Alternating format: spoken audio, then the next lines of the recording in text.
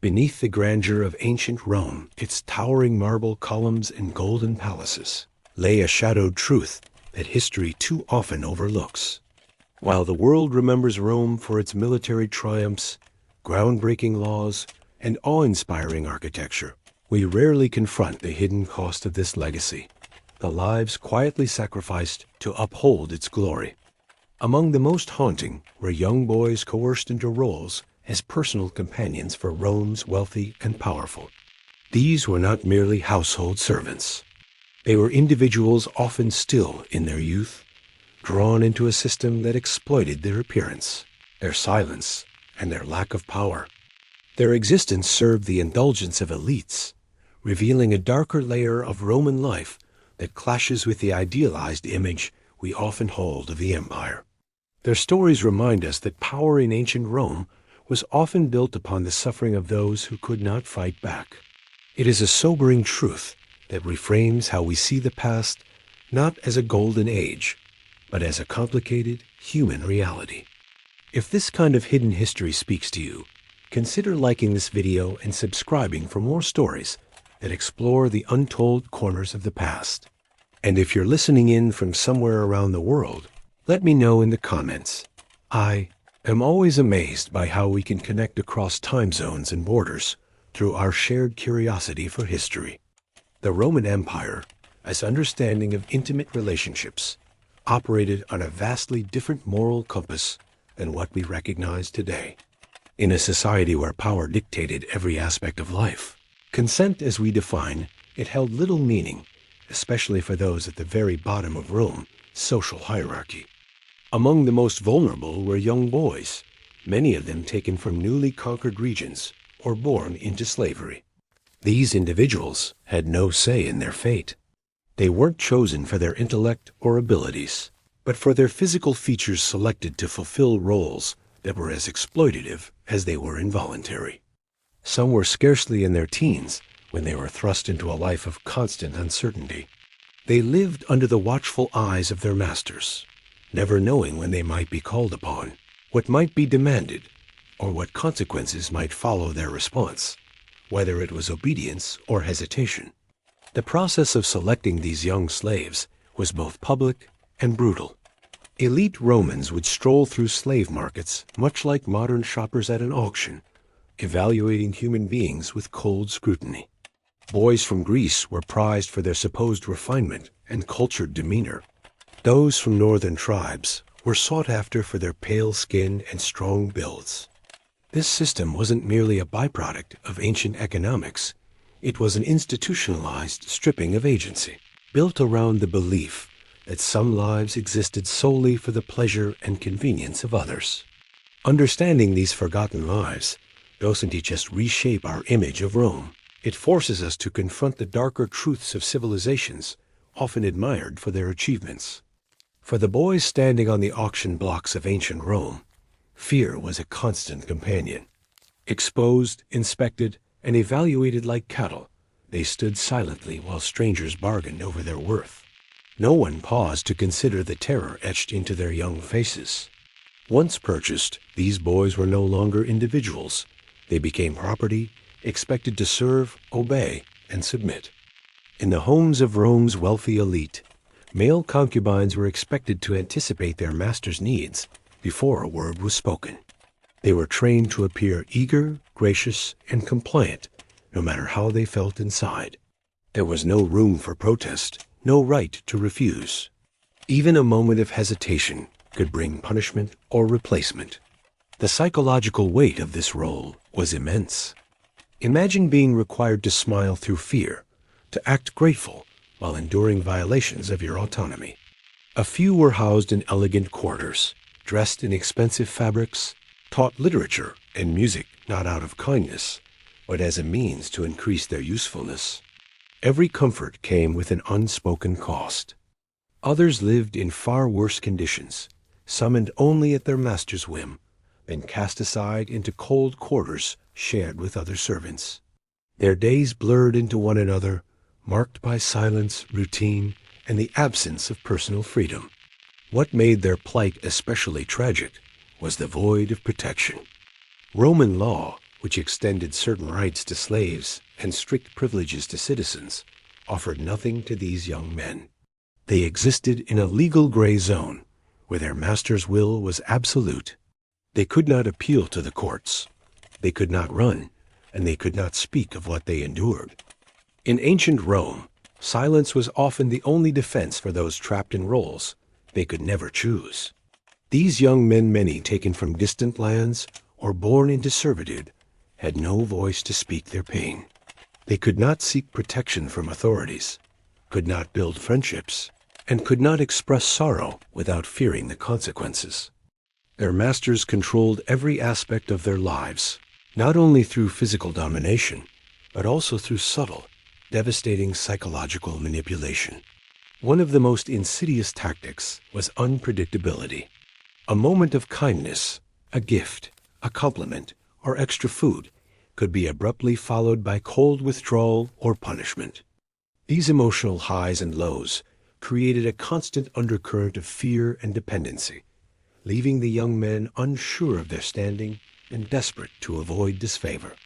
Isolation made things worse. Many were kept apart from others in the household, unable to speak freely or find comfort in shared experience. For boys already ripped away from their families and cultures, this separation was especially cruel. Without community, they were denied even the memory of belonging. In some households, rivalry replaced camaraderie. When a master kept more than one favored servant, competition for attention became part of daily life. Each tried to stay in favor, knowing that the consequences of slipping, being ignored, punished, or replaced could be severe. These strategies weren't random acts of cruelty.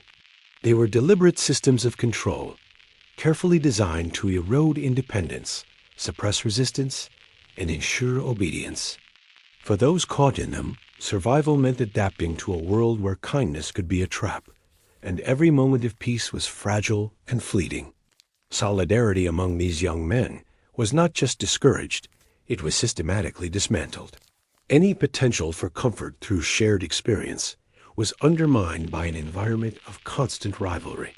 Instead of forming bonds, they were pitted against each other, each one acutely aware that falling out of favor might bring harsher treatment, neglect, or worse.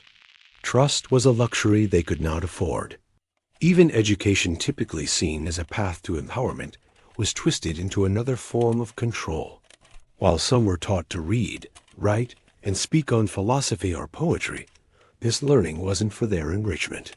It was designed to mold them into more engaging companions, well-spoken, cultured, and intellectually stimulating, but always in ways that aligned with their master's desires. Every lesson became part of a larger performance. They were not students, they were adornments, trained to flatter and entertain within strict boundaries. Their physical upkeep followed a similarly rigid design.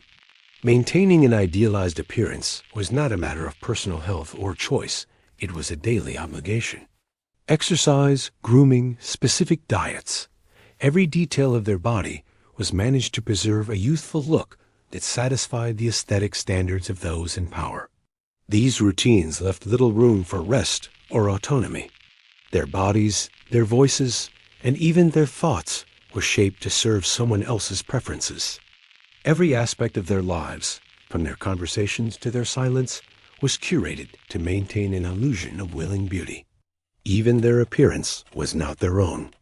In some cases, concubines were subjected to cosmetic procedures painful, risky, and performed without modern knowledge of hygiene or anesthesia. These modifications were intended to better match the preferences of their masters, not to improve the concubine's well-being. The cost of beauty was suffering, both silent and invisible. Clothing and jewelry, while outwardly luxurious, served a double purpose.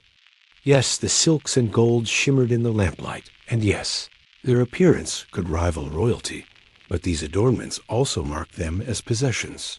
Like gilded cages, these embellishments highlighted their owner's wealth and taste, while concealing the deep absence of autonomy beneath. Travel, often seen as a privilege, became yet another extension of control.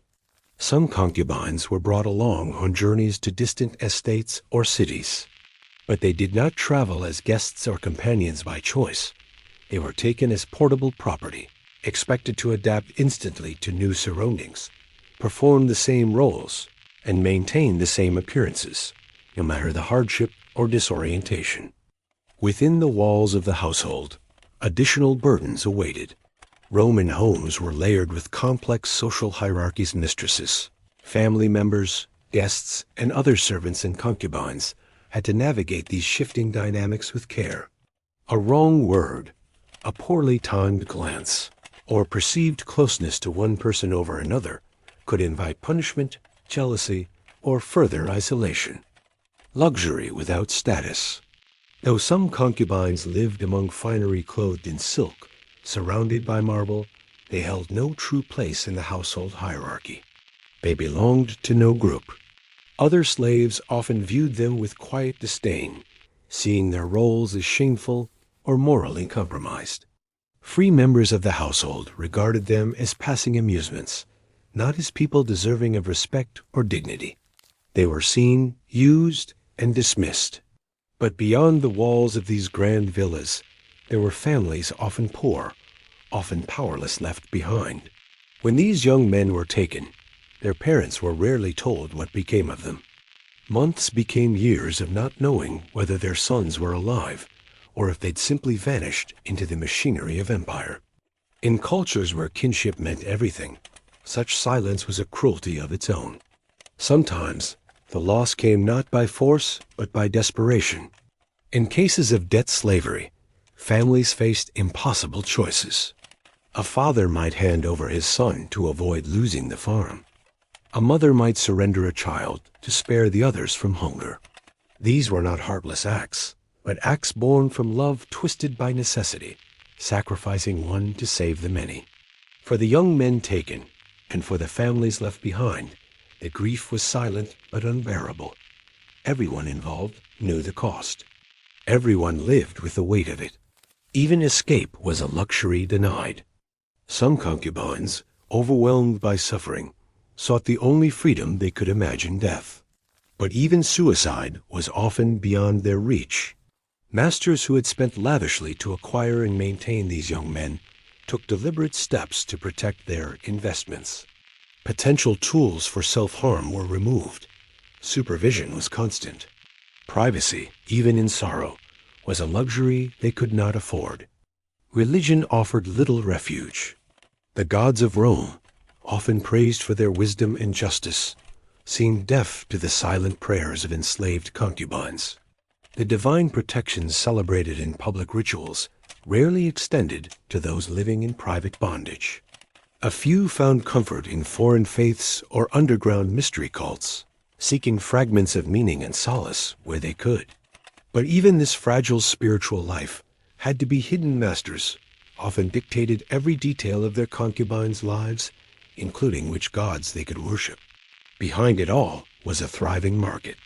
As long as wealth could be flaunted through ownership and beauty could be bought, the system endured.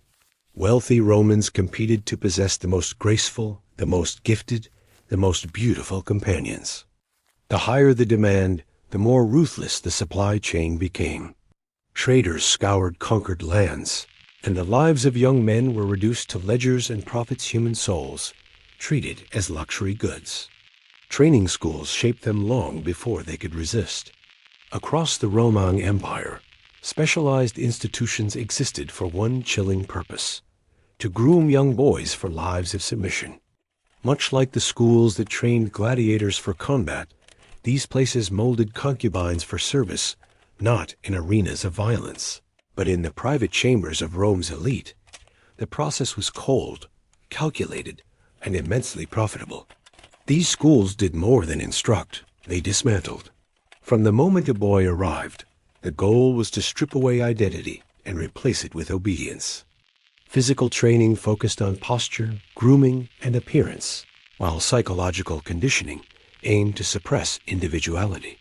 The boys were taught to anticipate desires, respond with practiced charm, and endure without complaint. Many were still in childhood when this transformation began, before they could fully understand what was being taken from them. They were denied the chance to grow as themselves. There were no friendships freely formed, no passions pursued, no models for healthy love or connection.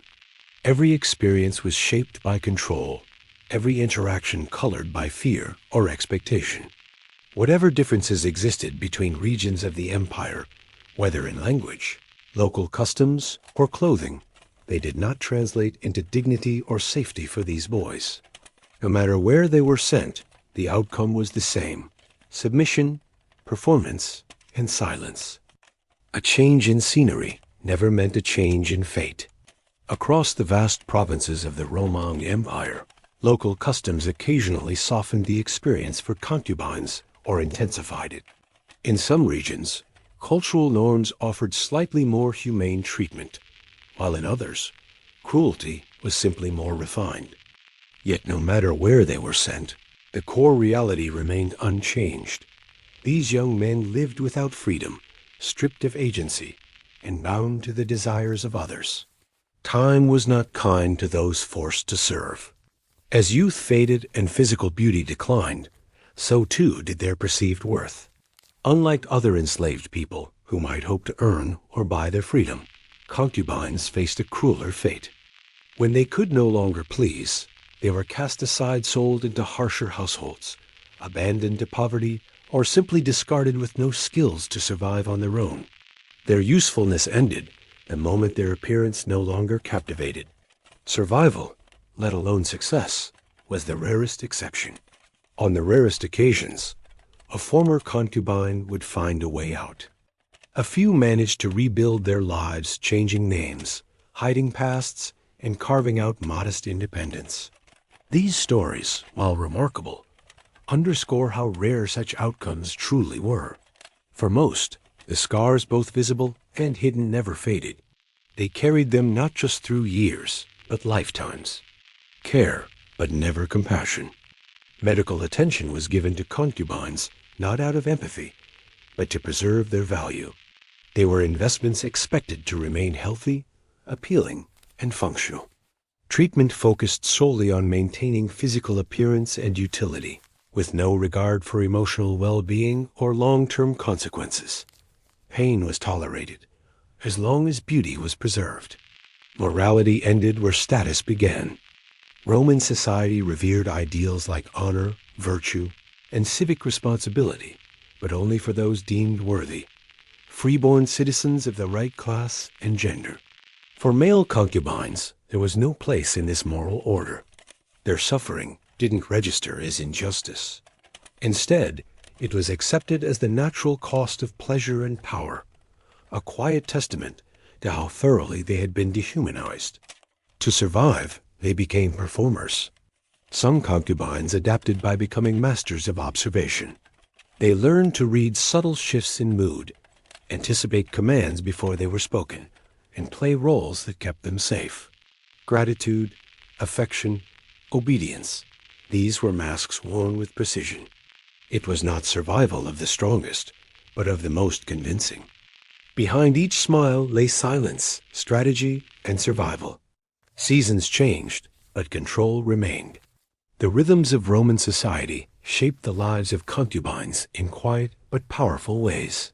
During grand festivals or public feasts, they were often drawn into performances and entertainments, expected to play their part with grace and charm. In the lulls between celebrations, they might enjoy a momentary pause from constant scrutiny, but never true rest. Even in silence, the threat of sudden summons loomed. Whispers behind closed doors. Communication was tightly controlled. Conversations between concubines or household slaves were discouraged, if not outright forbidden. But in stolen moments, these young men built secret bonds. Through furtive glances, coded phrases, and silent gestures, they exchanged crucial information warnings of an approaching temper, a shift in favor, or simply a word of comfort. These quiet acts of solidarity were lifelines in a world built to isolate, a system that poisoned more than its victims. The effects of this practice rippled far beyond the walls of elite households. By reducing people to instruments of pleasure, Roman culture gradually normalized exploitation as a fact of life. In shaping the lives of the powerless, it also reshaped the moral compass of the powerful, eroding empathy, reinforcing dominance and embedding cruelty into the fabric of daily existence. Cruelty normalized. When a society embraces the use of people as possessions, other acts of violence become easier to justify. The same culture that cheered bloodshed in the arena and crushed uprisings with merciless force also turned a blind eye to the quiet suffering within its own homes. Archaeological finds offer faint echoes of these hidden lives' decorative restraints, tracking devices or intimate belongings tucked into corners of grand villas. Each item tells a story left out of the official records, erased in life, forgotten in death.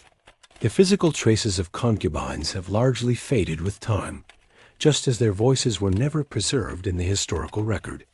In Roman literature, male concubines appear only in passing hinted at through euphemisms, cloaked in vague language that avoids the darker truths. But if we read between the lines, a different story emerges, one of coercion, dependence, and invisible pain. New master, new rules. Perhaps the most devastating moments came during transitions, when a concubine was sold or gifted to a new owner. In those uncertain days, fear ran high. Each household carried its own unspoken code, its own expectations and punishments. For the young men caught in this trade, the future was never something to look forward to, only something to survive. Always beginning again. With each transfer to a new household, concubines had to relearn how to navigate danger, new faces, new routines, new expectations. Whatever coping strategies had once kept them safe might no longer apply. Some owners viewed their companions as fleeting indulgences, discarding them quickly or demoting them to menial labor once their novelty faded. Others formed longer attachments, offering what might look like consistency, but still anchored in control. In both cases, the underlying reality was the same. These young men had no say in their own futures. Their stability, if it existed at all, was conditional and fragile, entirely dictated by someone else's desires. Never truly at home. The seasonal habits of Rome as elite meant their households shifted often between bustling cities and quiet countryside estates. Concubines followed, forced to adjust not just to new surroundings, but to shifting social climates and roles. This itinerant existence allowed no room for roots. No friendships could grow. No safe corner could remain safe for long. Taught to admire, forbidden to belong. Many concubines were trained in music, poetry, and refined conversation, not for their enrichment, but to serve as better companions. They learned to speak of beauty while being denied the freedom to create it. Every cultivated word or elegant gesture became part of a performance. They lived surrounded by culture, yet barred from being seen as true participants in it. Trained, not free. These young men became living vessels of art and intellect, versed in poetry, music, and etiquette, not for their own growth, but to better entertain those who owned them.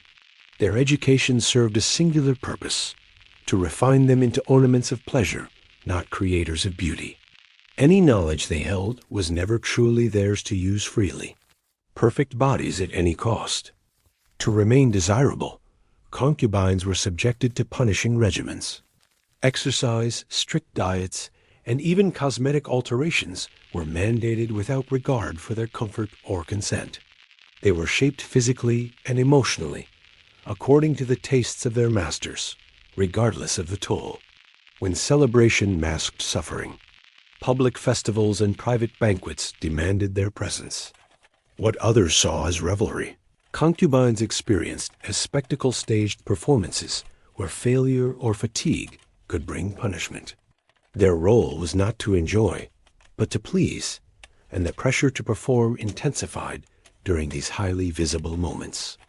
Loneliness in a crowded room. Even within grand estates and among bustling households, concubines lived in emotional isolation. Their position, depended entirely on one person's affection, making them figures of envy or scorn. Any attempt to form friendships or something deeper was undermined by the knowledge that their place was both privileged and perilous. Trust was rare, love nearly impossible. A marketplace of suffering. The system that fed Rome's demand for male concubines extended far beyond its borders, tapping into vast trade routes that spanned the Mediterranean and reached deep into neighboring regions. Behind every elegant banquet or whispered indulgence was an economy of violence, one that incentivized raids, kidnappings, and forced debts. The impact was far-reaching, uprooting individuals and destabilizing entire communities in the pursuit of human commodities, breaking the will before the body. Training these young men went beyond physical preparation. It was a calculated psychological campaign, carefully crafted to dissolve resistance and manufacture dependence. Those tasked with this conditioning understood trauma intimately. They used fear, isolation, and selective rewards to mold their subjects into obedient reflections of their master's desires, draped in ownership. What concubines wore was never a matter of personal choice. Their garments and adornments were as much tools of display as chains of control. Expensive silks, gilded jewelry, and intricate hairstyles spoke not of their status, but of their owner's pride. Every mirror reminded them their bodies did not belong to them. Pain beneath the polish. Behind the appearance of beauty lay invasive procedures and harsh routines. Cosmetic treatments and grooming practices, sometimes bordering on mutilation, were performed without anesthesia or regard for long-term harm. Medical attention was given only to preserve usefulness, not well-being. Even the skin they lived in was shaped to fit someone else's standards, when the body wasn't yours. In this system, a concubine's body was treated as raw material, shaped, altered, and controlled without consent. Modifications to their appearance were done purely to satisfy another's desires, with no thought given to their pain or comfort. This denial of bodily autonomy was not just physical. It carved deep psychological scars that often lasted a lifetime. No space to become themselves. Growing up under such conditions stripped these young men of the chance to form a healthy sense of self. They were never allowed to understand consent, boundaries, or emotional safety. Even those few who eventually gained their freedom faced the near impossible task of rebuilding an identity from fragments. The emotional toll was compounded by extreme social isolation, cut off by design. Masters often engineered loneliness, fearing that any bond beyond their control might threaten their hold. Concubines were kept apart from others, prevented from forming friendships or finding allies. Deprived of connection, they were easier to manipulate, less likely to rebel, and more likely to internalize the role forced upon them. People reduced to price tags. Beneath the cruelty lay cold economics. A concubine's fate could change overnight, not because of anything they did, but because their market value had shifted. Youth, beauty, training, ethnicity, these became commodities on a sliding scale. In Rome's shadowed markets, human life was appraised like fine wine or marble, not cherished for its soul. When a person becomes a possession, to turn a human being into property, one must first forget their humanity. The Roman system did just that, reducing boys to price tags, grooming schedules, and aesthetic expectations. In this cold arithmetic, masters found justification for anything: punishment, abandonment, reconditioning. If something no longer pleased, it could be discarded. Dignity had no place where value was measured in coin. A society built on quiet cruelty, this wasn't just a private practice. It was embedded into the rhythm of Roman society. An empire that could accept the soft-spoken abuse of its most vulnerable had already accepted the logic of the arena, the lash, the silence of slaves. Exploitation was not a failure of the system. It was the system. Small fires of resistance, and yet not all accepted their fate. In rare moments, some concubines resisted. A word spoken too sharply, a look held too long, an escape attempted. These acts were punished harshly, but they mattered. They showed that beneath the fine robes and rehearsed smiles, something lived, the raw will to remain a person in a world that had forgotten you were one. Virtue in theory, silence in practice, Roman philosophers filled scrolls with questions of ethics, reason, and the soul. They debated justice over wine and olives, yet few found contradiction between their ideals and the suffering in their own homes. The gods of Rome watched silently, unmoved. Temples rose above streets lined with broken lives, and no altar was ever dedicated to those lost in this quiet war of ownership. The year turned like a wheel. Even the calendar turned against them. Certain seasons' harvest festivals, summer retreats, winter banquets meant more eyes on the household, more entertainment to provide. These moments, marked as joyous on Roman calendars, came with new layers of pressure for those expected to perform happiness itself. The quiet before the festival, even during quieter seasons, when the halls of Roman villas echoed with less activity, there was no true peace. The young men groomed, guarded, and trained understood that calm was only temporary. They knew the calendar. The festivals would return. The guests would come. The expectations would rise. And once again, they would be called upon to perform always pleasant, always perfect, never permitted to rest. The echoes left behind, but the cost was not theirs alone to bear. Every young man taken left behind a hollow space, an empty seat at the family table. A brother who would never return, a name whispered only in private prayers. Roman expansion promised prosperity, but in its wake it left splintered families and grieving villages. The harm radiated outward, from the boy sold to the family that lost him, to the town that would never be whole again. A science of obedience. The system behind this was no accident. Over time, Rome perfected the art of compliance. Training schools didn't just teach performance or polish. They refined cruelty into process, stripping away resistance, isolating the will, rebuilding it in the shape of obedience. The efficiency was chilling. What emerged was not a servant, but an echo of what had once been a boy. Laws that did not see Roman law, so detailed in its codification of commerce, citizenship, and inheritance, had little to say about those caught in this trade. Concubines had no protections, because the law did not recognize their personhood. They were not men under the law. They were things beautiful, trained, desirable things. And so, their suffering passed unseen, unpunished, unmentioned. The wheel that fed itself, and still, the system grew. Every successful transaction, every coin exchanged for a life fed the machine. Traders prospered. Families indebted themselves. New supply was always needed. And because it was profitable, it was acceptable. In the quiet logic of Roman wealth, the destruction of human spirit was simply another cost of doing business. The cost of silence. To dismantle such a system would have required a transformation of Roman values, a rethinking of power, worth, and what it meant to be human. But that change never came. The empire marched on, and the young men it used were left to survive within the only system they knew, one that trained obedience so thoroughly that even freedom, if it came, often felt like stepping into a void. The damage ran deep. These boys had been molded not to feel, not to hope, not to remember who they had once been. For many, that sense of self, the inner light, never fully returned.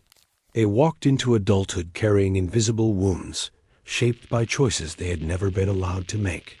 The forgotten names, and yet, behind every transaction, every training regimen, every lavish garment or orchestrated smile, there was a person. A name, a memory, a dream, lost voices scattered across the centuries like ash on wind. They were not statistics. They were sons, brothers, lovers, and children who never got to grow into the fullness of their lives. The true face of empire We are told to marvel at the glories of Rome, the architecture, the conquests, the ideas that shaped nations. But in the quiet spaces, in the hidden rooms and locked quarters, another truth waited. One of control, of exploitation, of human brilliance turned into a private performance. These were the real costs of grandeur, the price of gold paid not in coins, but in childhoods, in choices, in lives lived behind a mask. A whisper that endures. We remember them not to condemn a civilization, but to remind ourselves what civilization should never forget, that humanity is not measured in monuments, but in compassion, and that history is not only the story of those who ruled and conquered, but of those who endured. Let us close this chapter with silence, not the silence of suppression, but the kind that honors memory.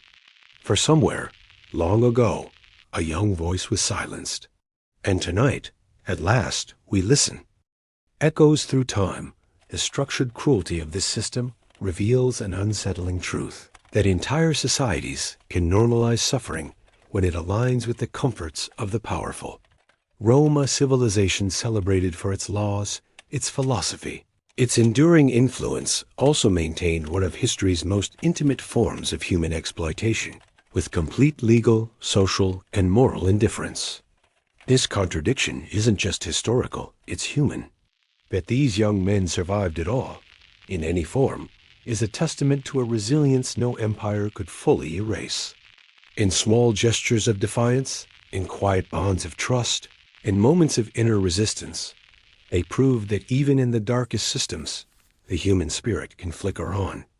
Their voices, though lost to time, still whisper to us, not just of sorrow, but of clarity. A mirror for our time, because these aren't just stories of the past. The tools have changed, yet the patterns remain. Power preying on the vulnerable, dignity reduced to value, and silence becoming complicity. To listen to their stories is to sharpen our own awareness, to better see where exploitation hides behind polished words and systems that claim neutrality. The final reflection, so let us remember them. Not as shadows beneath marble columns, but as real lives, real losses, and real reminders. That civilization is not measured by how it treats the powerful, but by how it remembers the powerless. And as we drift now into sleep, let this thought remain gentle but firm, that every life has meaning, even when history forgets. That behind every system, someone still feels. And that memory, once awakened, can become a kind of justice. The long silence surrounding these stories speaks volumes about our lingering discomfort with facing the full scope of past injustices. By giving voice to those long forgotten, we not only honor their memory, but also reaffirm our responsibility to prevent such cruelty from repeating itself. The male concubines of ancient Rome lived and died under conditions that no person should ever be forced to endure. Their lives should not be reduced to scandalous footnotes in history, but remembered as powerful testimonies of suffering and survival. Acknowledging their pain means recognizing their humanity and striving to build a future where exploitation of this kind has no place. Their legacy compels us to reflect on how our own societies treat the vulnerable. What will future generations uncover about the injustices we overlook or accept today? The hard questions raised by their experiences about power, agency, and dignity remain as urgent now as they were 2,000 years ago. Ultimately, the harrowing lives of these young men remind us that many of civilization's greatest triumphs were built on invisible foundations of suffering. To truly learn from the past, we must confront these truths with honesty. Only then can we begin to build a world in which human value is never sacrificed for comfort, progress, or power.